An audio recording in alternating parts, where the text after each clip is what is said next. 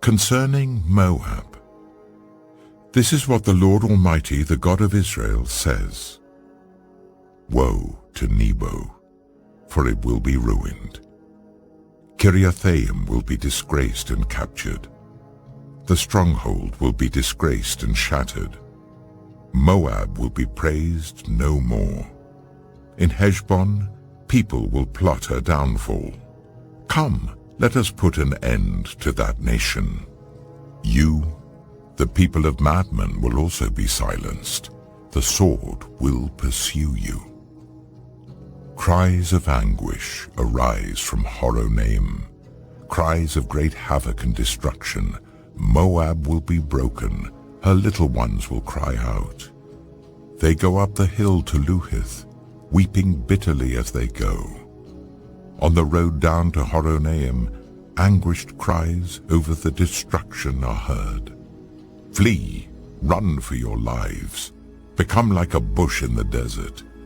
Since you trust in your deeds and riches, you too will be taken captive, and Chemosh will go into exile together with his priests and officials.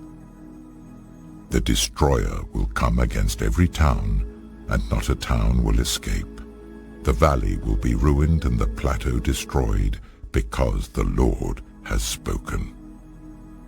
Put salt on Moab, for she will be laid waste. Her towns will become desolate, with no one to live in them. A curse on anyone who is lax in doing the Lord's work. A curse on anyone who keeps their sword from bloodshed. Moab has been a rest from youth, like wine left on its dregs, not poured from one jar to another. She has not gone into exile. So she tastes as she did, and her aroma is unchanged. But days are coming, declares the Lord, when I will send men who pour from pitchers, and they will pour her out. They will empty her pitchers and smash her jars. Then Moab will be ashamed of Chemosh, as Israel was ashamed when they trusted in Bethel. How can you say, "We are warriors, men valiant in battle"? Moab will be destroyed and her towns invaded. Her finest young men will go down in the slaughter, declares the King, whose name is the Lord Almighty. The fall of Moab is at hand. Her calamity will come quickly. Mourn for her, all who live around her, all who know her fame. Say, how broken is the mighty scepter, how broken the glorious staff. Come down from your glory, and sit on the parched ground, you inhabitants of daughter Dibon. For the one who destroys Moab will come against you and ruin your fortified cities. Stand by the road and watch, you who live in Aroer. Ask the man fleeing and the woman escaping. Ask them, what has happened? Moab is disgraced, for she is shattered. Wail and cry out. Announce by the Arnon that Moab is destroyed. Judgment has come to the plateau, to Holon, Jazer, and Mephaeth, to Dibon, Nebo, and Beth-Diblaathaim, to Kiriathaim, Beth-Gamul, and Beth-Meon, to Kirioth and Bozrah, to all the towns of Moab, far and near. Moab's horn is cut off, her arm is broken, declares the Lord. Make her drunk, for she has defied the Lord. Let Moab wallow in her vomit. Let her be an object of ridicule. Was not Israel the object of your ridicule? Was she caught among thieves that you shake your head in scorn whenever you speak of her? Abandon your towns and dwell among the rocks, you who live in Moab. Be like a dove that makes its nest at the mouth of a cave. We have heard of Moab's pride. How great is her arrogance, of her insolence, her pride, her conceit, and the haughtiness of her heart. I know her insolence, but it is futile, declares the Lord, and her boasts accomplish nothing. Therefore, I will wail over Moab. For all Moab I cry out. I moan for the people of Kir-Hareseth. I weep for you as Jazer weeps, you vines of Sibmah. Your branches spread as far as the sea, they reached as far as Jazer. The destroyer has fallen on your ripened fruit and grapes. Joy and gladness are gone from the orchards and fields of Moab.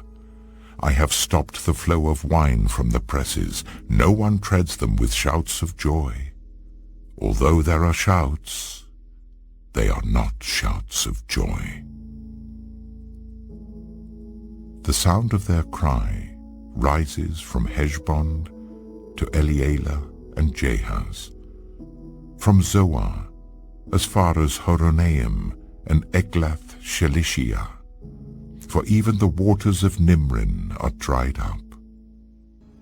In Moab I will put an end to those who make offerings on the high places and burn incense to their gods, declares the Lord.